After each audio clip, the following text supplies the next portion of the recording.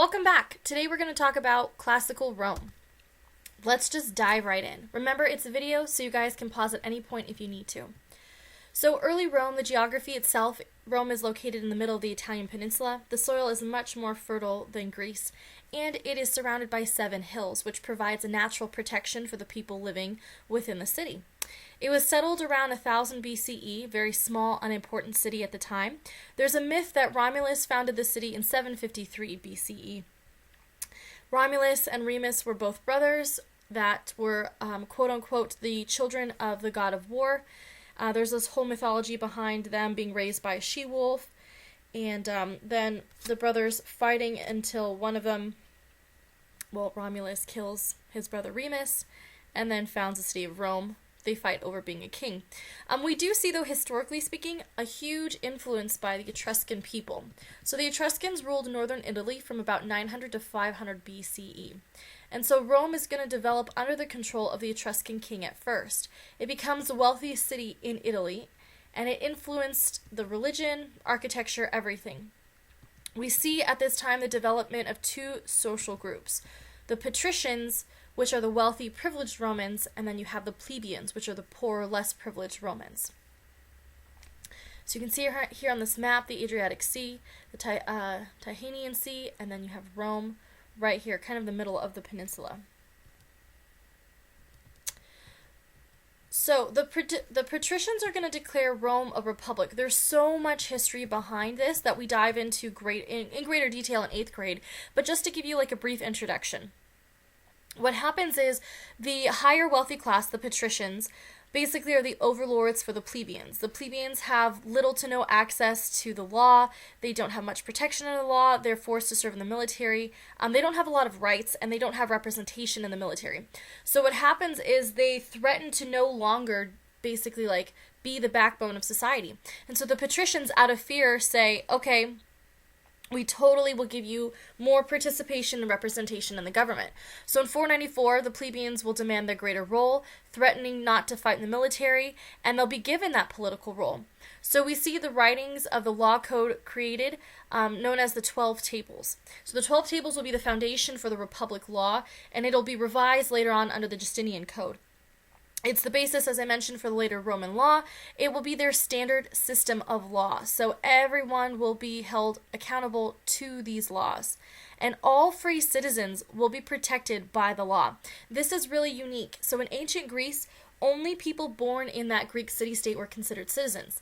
However, in ancient Rome, everyone was considered a citizen, provided they weren't a slave. I want to, clarify there. So women, children, men, foreign-born were all considered Roman citizens, provided that they were free. So this is how the political system of the Roman Republic is broken up into.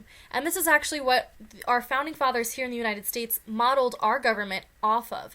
They took parts from the direct democracy in ancient Greece and the Roman Republic.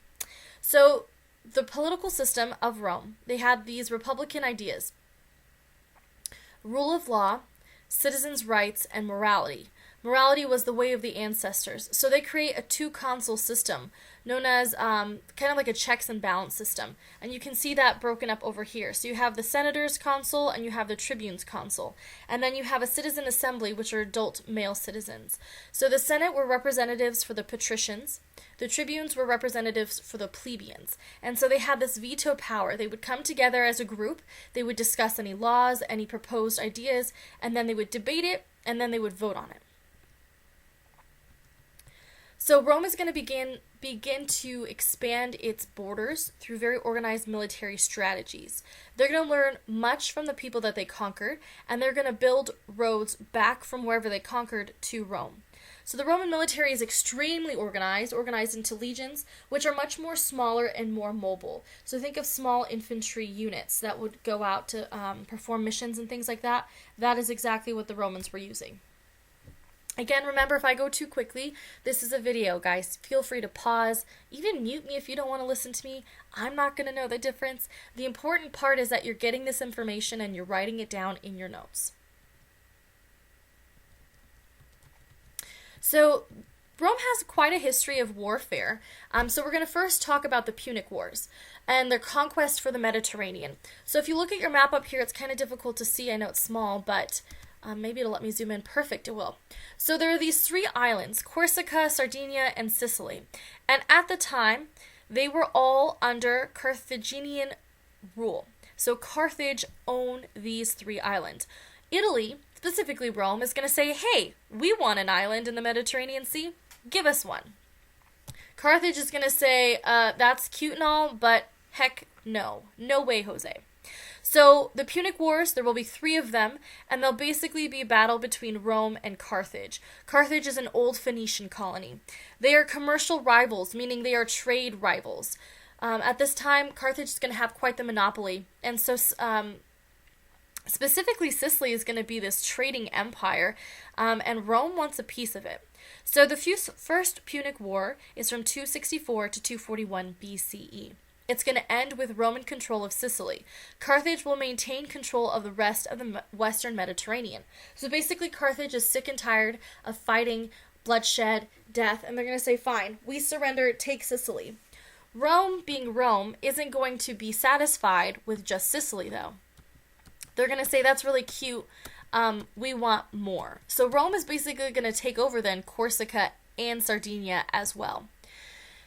This is what really upsets and aggravates Carthage. They were compliant, they gave Rome Sicily, and then Rome took everything else. So Hannibal, who's a very famous general of Carthage, is going to want revenge.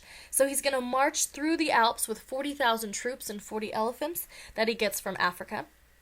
And he's going to basically try to work his way into Europe so he can sneak attack, surprise Rome. Rome is actually going to attack Carthage in North Africa, and Hannibal will be defeated at the Battle of Zama. He'll be forced to pay very heavy fines, and there will be restrictions put on their navy. Lastly, we see the Third Punic War, which only lasts a year in 146 BCE. Rome wants Carthage destroyed. Rome realizes that they've essentially angered someone that they probably shouldn't have, and so instead of letting them be and stewing and possibly trying to attack Rome again, Rome just destroys Carthage, like completely burns the city to the ground. Men will be killed, and then the women and children will be enslaved. And at this point, this gives Rome control over the Mediterranean Sea, or the Roman Lake, as they're going to later on call it. So, Roman Lake, or RC, is what the Mediterranean Sea will become known as, at least amongst the Romans. They're going to continue to expand now further east. So, looking at this map again, Rome has quite a significant amount of land towards the west, so now they want to look to the east. The Roman patricians are going to acquire latifundia, which are these huge estates. They'll be worked by slaves, and this is going to lead to a very relaxed lifestyle for the wealthy class. Now, Rome isn't going to maintain its republic status forever. It's going to transition to an empire, and we see this first happening with the Gracchi brothers. They're known as the reformers. This is the age of the reformers. So at this time, you'll remember the patricians and the plebeians have always had kind of a tumultuous relationship, where the plebeians are the poorer class. They don't have as much access to the wealth, land, tax exemptions, stuff like that. So they're going to demand reform. They want more opportunities so that they can have access to a better life. So the Gracchi brothers are going to propose this redistribution of patrician land and give in exchange for basically like keeping the peace. So Tiberius in 133 BCE suggests that you redistribute all patrician land and give land to the landless plebeians so that they have something to live off of. They have their own, resources. They'll be happy. He's going to bypass the Senate. So naturally, the Senate decides to have him killed. Super great idea, right? Wrong. Then Gaius in 123 BCE, his brother, so 10 years later, he's going to continue the reform work that his brother Tiberius was trying. He's going to have the military support, though, this time. He'll have the support of not just the military, but the soldiers. And guess what also happens? He gets assassinated. So we see this very dangerous trend. Loyalty to the military leaders as opposed to the republic. The Senate, which the majority of the patricians, the wealthy class people, are not going to be happy about this. They're going to become very fearful of revolts, of losing their power, losing their influence, losing their money. And this trend, though, will continue. And it's not going to end well for the Senate. So you see more and more military leaders now rising up and trying to take power away from the Senate. I have to comment, because I'm sure some of you guys are commenting at home as well. This is a very terrifying marble statue I found. The eyes just look, yeah. Anyways, I'm sure if we were in person right now, I can imagine all of the comments that you guys would be making, and I'm sure you're making them right now at home. Definitely some creepy statues here.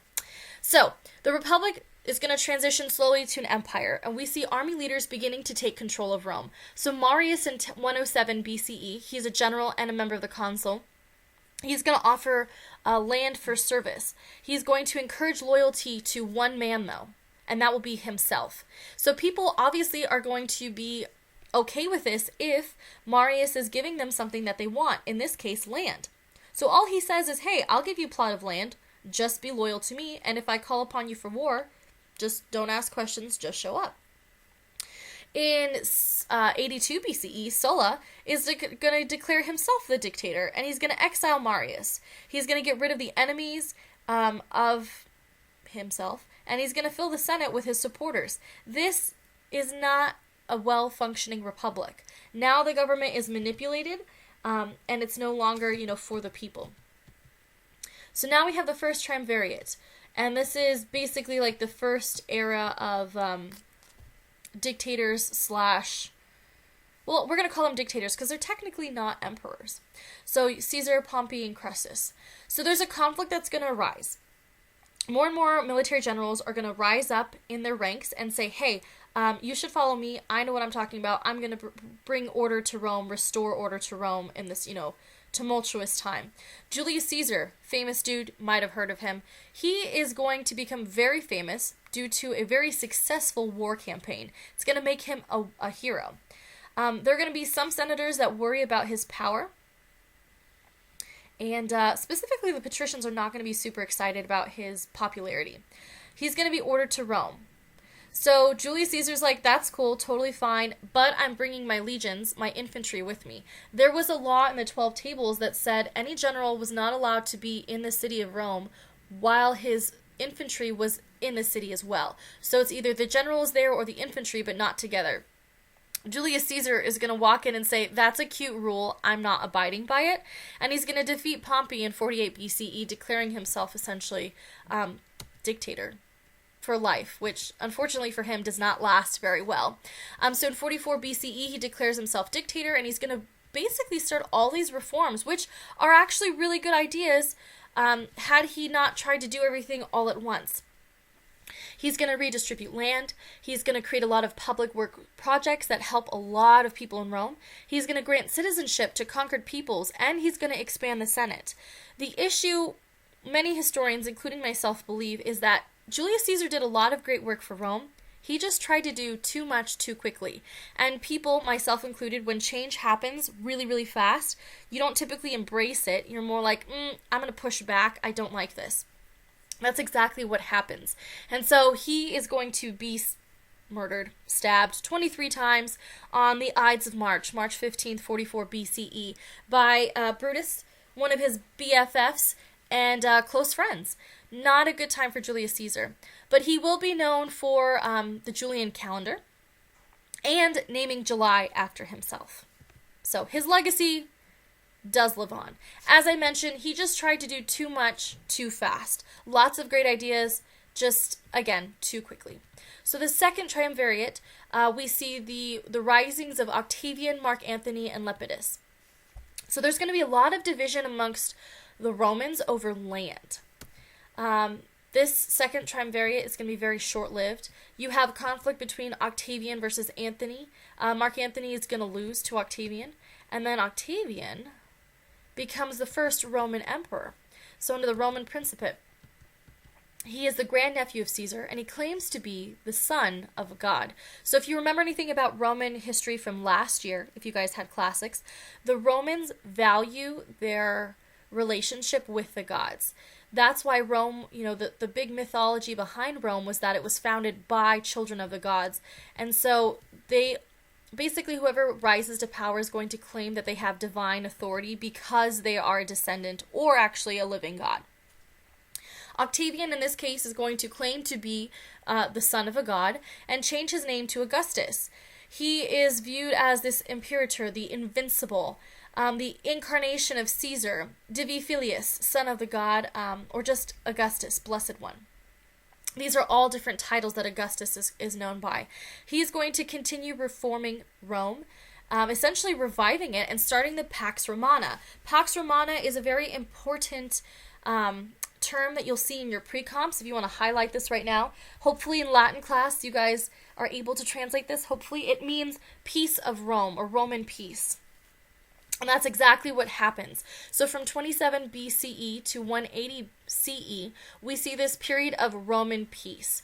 It's stable. They're very prosperous. It's known as the Roman Golden Age. And we have 5 good emperors that will reign during this time period. Again, guys, remember, it's a video, so feel free to pause if you need to. So at the height of the Roman Empire, there are 55 million people living within 2 million square miles. So it's very densely populated. Roads will be connected throughout most of the empire. So this is very common. The Romans loved building roads. They were very, very good at it. And they built roads straight. They didn't like curving them. It was very straight lines if they could. Roman coins are going to be valid currency throughout their entire empire, which you can see they gained control of the entire Mediterranean Sea. On your pre-comp, if you see a map and it's shaded in coloring the entire Mediterranean Sea only, this is a good indicator that it is the Roman Empire. So under Roman rule, the emperor is going to be the head of their government and of their religion. Then you'll have professional governors for provinces, and then all free males are citizens and they'll be allowed to participate in the government in one way, shape, or form. You do not have to copy down this diagram here at all. Oh, also, extra credit opportunity, SPQR. If you want an extra credit, I haven't decided how much it'll be worth, but send me a chat message. What does SPQR mean? I need the Latin translation, not the English, the Latin. What are the Latin words? And if you want bonus points, give me the English as well. During this time, Cleopatra, she's going to be the last queen or pharaoh of Egypt. She is a descendant of Alexander the Great's general Ptolemy. So if you remember, Alexander the Great's empire was broken up into 3 main sections, and Ptolemy got control over Egypt. So Cleopatra is going to have a child with Julius Caesar, but obviously we know how that ends. So she's going to then later side with Mark Antony, marry him. We believe that she committed suicide by snake. We're not 100% sure, but we do know that she did die. She thought Mark Antony was dead. It's this like modern day, not modern day, but ancient Romeo and Juliet story. Anyways. Important concepts to understand. The first citizens or princeps. The Senate will still remain intact under an emperor, but they really don't have any power. They will have a right to name the successor, though, to Augustus. Augustus is going to reform the military, the economy, and the government. Civil service is going to play an important role here in the Roman Empire. They're going to manage the large empire efficiently by having civil service positions. So that means letting the average man participate in the government by having some sort of control, some sort of power. We're going to focus on the provinces. That's how this power is divvied up. So these provinces, or these mini states, are going to be divvied out and ruled by governors. These governors will be allowed a great deal of freedom in local affairs. They'll be in charge of collecting taxes, reporting back to Rome, but essentially they're like the king of their little kingdom, or queen of their little kingdom. Technically there was only men though. The military is going to be extremely successful, but they'll be reduced in size by the time of the emperor. All that's going to remain are these professional soldiers. Their main job will be to engineer roads, to do public works. We see 28 legions with about 6,000 infantrymen in each. So the military is going to be significantly reduced. The Navy's sole purpose will be to combat pirates. The The problem that we're going to see with Rome's military being reduced is you're not going to have an influx of soldiers, which creates a problem when the Germanic tribes start to invade. But we'll get to that in just a second. So the economy. The economy is run by the successful huge estates, or latifundia.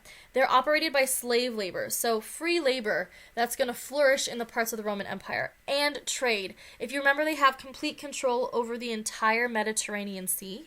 So this is a huge, elaborate trade network that is bringing in significant amounts of money and luxury items. Unfortunately for Roman slaves, 33 to 40% of the population is going to be slaves. People captured from war or conquered territories that fought back. Wealthy Romans will have hundreds of thousands of slaves, whereas modest Romans will maybe only have 2 or 3. There'll be servants in the home taking care of the lands, all these things. So here's how to become a slave, in case you guys were wondering. You could be a prisoner of war. You could be in severe debt, slave trades, being purchased into it, being born into it. So reproduction, yes, you could be born a slave, or abandoned children would just be grabbed into slavery. So their slave work was pretty harsh, actually. They were not allowed to serve in the military. Some of these jobs were very prestigious jobs. So being a slave to the emperor obviously had its perks versus these degrading jobs where you had to clean out the latrines and things like that. Sorry, Lily's got a really bad itch and she's noisily itching herself, bug. Okay. Slaves had no legal rights whatsoever and they had very harsh restrictions, but you did have the opportunity to buy your freedom. Very important. There's going to be this resistance with mass suicide of war prisoners. Basically, people do not want to be enslaved. They've heard the horrible conditions, so they'd rather be dead than slaves. You also are going to see the thieves, sabotage, doing poor work as a slave, running away, or murdering your master. Also very common practice. There's actually going to be a slave rebellion. The largest will be led by Spartacus in 73 BCE. This is not an attempt to end slavery. Basically, Spartacus just wanted freedom for himself and his followers. Sadly for Spartacus, this does not end well.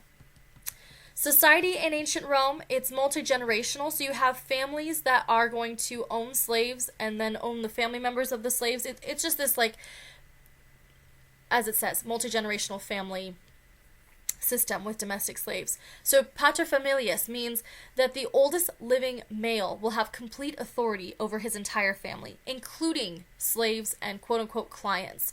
Clients were lower social ranks that were economically attached to the family. So think of like indentured servants. Women had strict control. Women were strictly controlled by men in their family. So basically you were passed down from your father, then your husband, then your son if your husband died. So women did not have very many rights at all, but they had more economic rights than Athens. If you remember in Athens, Athenian women were not allowed to leave their homes without permission. Those were just videos on Roman aqueducts and their architecture. So that concludes our discussion for today. Remember, if I went too quickly, you guys can definitely go back, pause, anything like that. But this concludes Rome. Tomorrow, we'll discuss Han, China, and then all that's left to go over is the decline of these classical empires, and we are all set with our pre-comp material. So thank you for tuning in. I hope you guys have a wonderful, magical, well, today's Tuesday, but magical whatever day that you are watching this. And please feel free to reach out if you have any questions. Thanks, guys.